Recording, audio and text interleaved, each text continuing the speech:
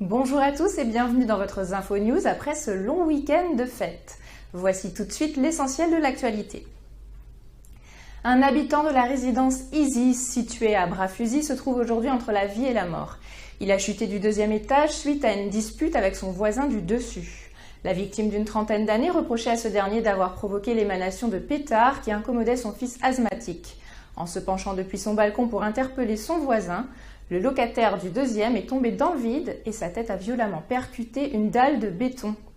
Médicalisé sur place par une équipe du SMUR et face à la gravité de son traumatisme, il a été envoyé au CHU de Saint-Pierre dans un état critique. Une enquête a été confiée aux gendarmes de la brigade de Saint-Benoît.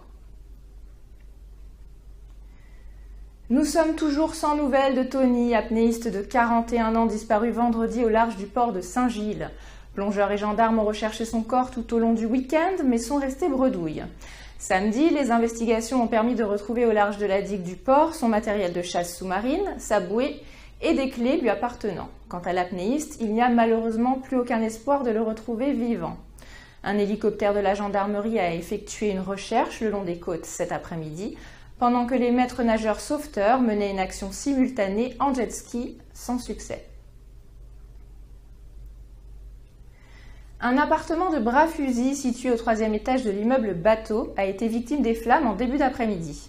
Les pompiers sont intervenus et ont déployé la grande échelle pour maîtriser l'incendie. Ils ont également dû procéder à l'extinction du court-circuit général pour éviter tout risque de propagation des flammes. Selon les voisins interrogés, l'appartement était inoccupé et le départ de feu aurait été provoqué par des pétards envoyés par des marmailles. La période de l'après-fête de Noël ne laisse pas de répit aux enseignes. Une fois passé le rush de la recherche des cadeaux, c'est le bal des retours qui débute dès aujourd'hui. Depuis quelques heures, c'est le défilé chez Cash Converters. L'enseigne, spécialisée dans la reprise et la revente d'objets divers, tourne à plein régime pendant la période des fêtes. On écoute Cédric Boyer, responsable du magasin, au micro de Laurence Gilibert. C'est une période très active, on va dire, pour le magasin, vu que c'est le jour où les jeunes, on va dire, qui ont reçu des cadeaux en double, en triple, ou des cadeaux même qu'ils n'aiment pas, qui viennent le revendre effectivement chez nous. Alors, généralement, ils ramènent tout ce qui est console, jeux vidéo, tout ce qui est informatique, téléphonie, et on va dire aussi un peu de sono. On va dire quasiment neuf, vu qu'ils l'ont déjà essayé, on va dire, mais qui pour la plupart, n'ont pas aimé. Donc du coup, ils viennent nous revendre ici, soit le revendre pour avoir des sous, soit le revendre pour l'échanger contre d'autres produits auxquels ils seront intéressés. Une enquête préliminaire a été ouverte par le pôle santé publique du parquet de Paris dans l'affaire des laits infantiles Lactalis et contaminés par des salmonelles. Cette procédure a été ouverte vendredi pour blessure involontaire, mise en danger de la vie d'autrui, tromperie aggravée par le danger pour la santé humaine et l'inexécution d'une procédure de retrait ou de rappel d'un produit préjudiciable à la santé.